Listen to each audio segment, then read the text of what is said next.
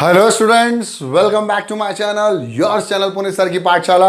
और आज हमारे पास एक बहुत बढ़िया सा टॉपिक वापस से आ गया है जिसका नाम है लाइट रिफ्लेक्शन और रिफ्रैक्शन का पार्ट नंबर 18।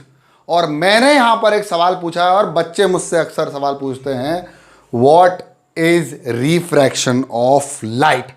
यानी रिफ्रैक्शन की एक बहुत प्यारी सी सीरीज आने वाली है। इसके पहले हमने पूरी सीरीज खत्म कर चुके हैं रिफ्लेक्शन की।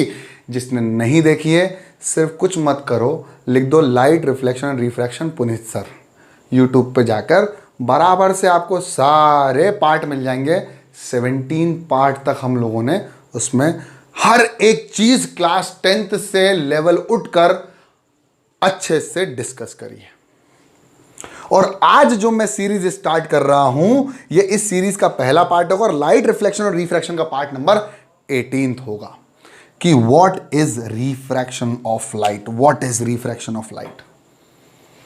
तो बिना देरी किए लेक्चर को शुरू करते हैं।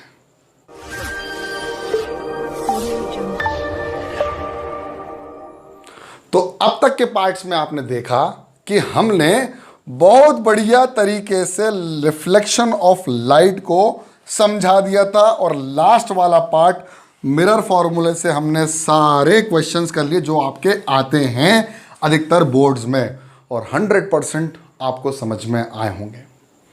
आज क्लास 10 का रिफ्रैक्शन का पहला पार्ट है। तो मैं सबसे पहले ये समझना चाहूँगा और ये सोचना चाहूँगा और ये समझाना चाहूँगा कि रिफ्रैक्शन होता क्या है। अब तक आपने देखा रिफ्लेक्शन। देखो मैं इसको थोड़ा रिफ्लेक्शन पीछे, देखो यार पुराना ज्ञान जरूरी होता है ना, कनेक्ट करने के लिए। एक बात, तो रिफ्लेक्शन क्या होता था? रिफ्लेक्शन का डिक्शनरी शब्द ढूंढोगे तो टकराना होता है।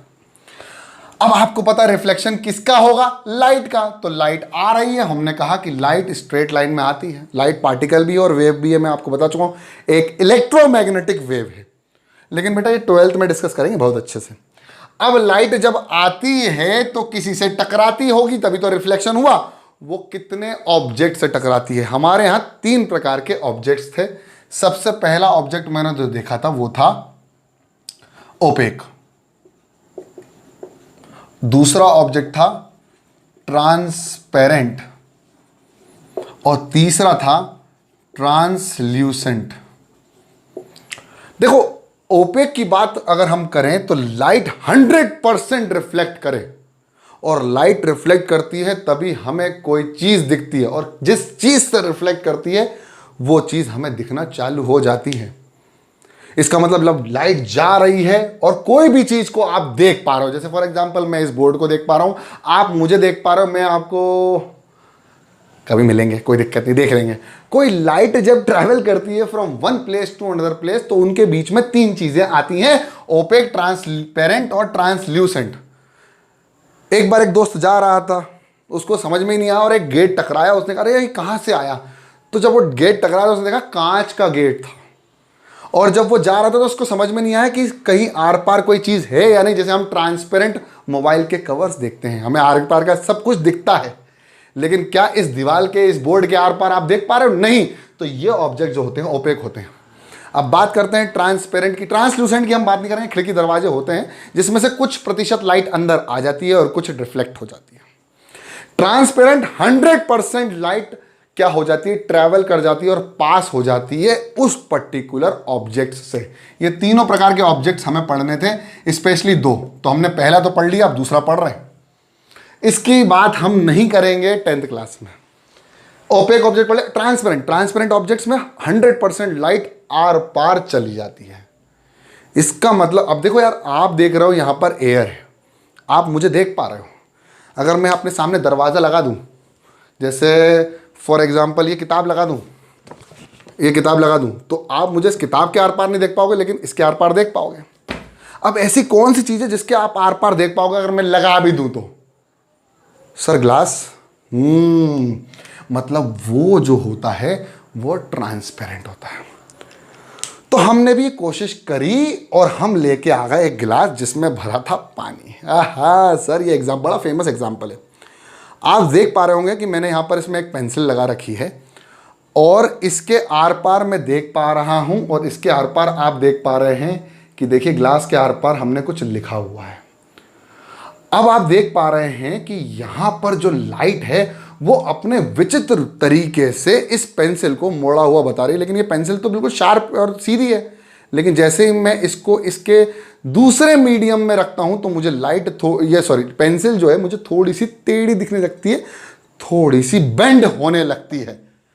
ये जो बेंडिंग है लाइट की, जब ट्रैवल करती है from one medium to another medium. अब आप बोलोगे सर मीडियम क्या है?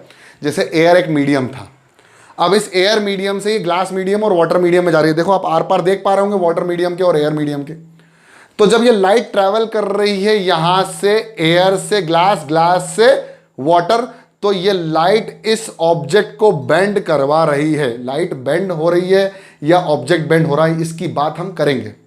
लेकिन बेंडिंग तो हो रही है बेटा, एक्चुअली ऑब्जेक्ट बेंड दिखाई दे रहा है, ऑब्जेक्ट एक्चुअली में बेंडेड नहीं है। ऑब्जेक्ट बेंड दिखा रहा है due to the bending of light, and this bending of light is called refraction of light. मतलब when light travel from one medium, अब मीडियम की बात क्यों कर रहा हूं वो सुनो। एयर में लाइट की स्पीड जो होती है वो कैसी होती है? तेज होती है, और वो होती है highest 3 × 10⁸ metre per second. Sir ये लाइट की स्पीड है 3 लाख किलोमीटर पर सेकेंड। लाइट ट्रैवल्स इतनी स्पीड से कि हम बताएं कि सूरज से धरती 8 मिनट तक टच कर जाती है। लाइट इतनी तेज है, हमें तो अशोक गार्डन से बाहर जाने में टाइम लग जाता है, इतनी तेज है लाइट की स्पीड। अब लाइट की स्पीड एयर में सबसे ज्यादा होती है क्योंकि एयर में एयर रेजिस्टेंस कम होता है। अब ज्यादा मीडियम हैवी डेंसर हो गया, यानी ज्यादा डेंस हो गया, ज्यादा घना हो गया, तो वहां लाइट की स्पीड कुछ प्रतिशत कम हो जाती है। ये जब लाइट की स्पीड कम हो जाती है, इसी की वजह से लाइट क्या करती है? बेंड करती है। जैसे मैं आपको ग्लास में दिखा चुका हूं कि हो सकता है यहां लाइट की स्पीड तेज हो, और जैसे ही वो एंटर कर रही हो तो यहां लाइट की स्पीड कम होने से लाइट हो गई बेंड, और आपको ऑब्जेक्ट दिखने लग गए बेंडेड। कभी हो सकता है बहुत ज्यादा फायर जल रहा हो, तो आप देखोगे फायर के पीछे वाला जो है ना, वो हल्का हल्का मूव करने लगता है, पीछे वाला हिस्सा जो भी है, वो भी रिफ्रैक्शन की वजह से होता है। यानी लाइट अपना कलाकारी बहुत अच्छे से दिखा रही होती है, हमें सिर्फ समझने की देरी है। अब देखो मैंने यहाँ लाइट का एक रे बना रखा है, जिसमें मैंने एक ग्लास स्लैब को उतार दिया। ग्लास स्लैब क्या होती है ये भी हम बता देंगे आपको, प्रिज्म दिखाएंगे हम आपको, है ना। तो लाइट ट्रेवल करती है इस मीडियम से इस मीडियम पे और बनती है नॉर्मल, आपको पता ही है, reflection of light. This is called incident ray, this is called incident ray. अब मान लो ये एयर है, अभी बताएंगे हम मीडियम से ट्रैवल बेंड अवे होती है टुवर्ड्स होती है, बता देंगे।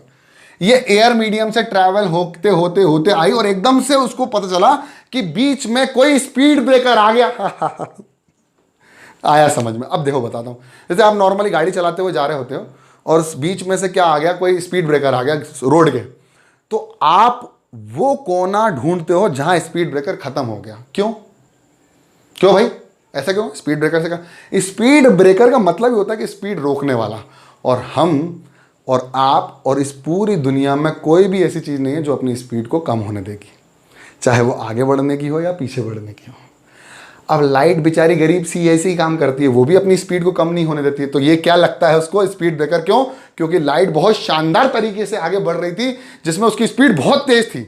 अब बीच में आ गया स्पीड का गतिरोधक, मतलब ब्रेकर। तो लाइट क्या होगी? अपनी स्पीड को कम करेगी, वो मजबूर होगी कम होने के लिए, और जब वो मजबूर हो जाती है तो वो होती है बेंड। जब रेयरर से डेंसर बेंड होती है तो वो जाती है टुवर्ड्स किसके? नॉर्मल के। बताएंगे क्यों जाती है टुवर्ड्स द नॉर्मल भी। ये बहुत सारे टीचर सवाल का आंसर नहीं दे पाते कि टुवर्ड्स द नॉर्मल ही क्यों जाती है, हम बता देंगे आपको। अब यहां से लाइट टुवर्ड्स द नॉर्मल, यहां से सीधे सीधे सीधे गई और ओह फिर से चेंज हो गया भैया। क्या चेंज हुआ? फिर से हमारा मीडियम चेंज हो गया। अब ग्लास से वापस क्या आ गया? एयर। तो लाइट वापस कोशिश करती है कि जब अपन को ओरिजिनल पोजीशन मिल रही है तो अपन क्यों ना उससे बेंड ना हो, मतलब क्यों ना उसी वापस स्पीड से जाएं। तो भैया लाइट वापस से नॉर्मल से अवे चली जाती है।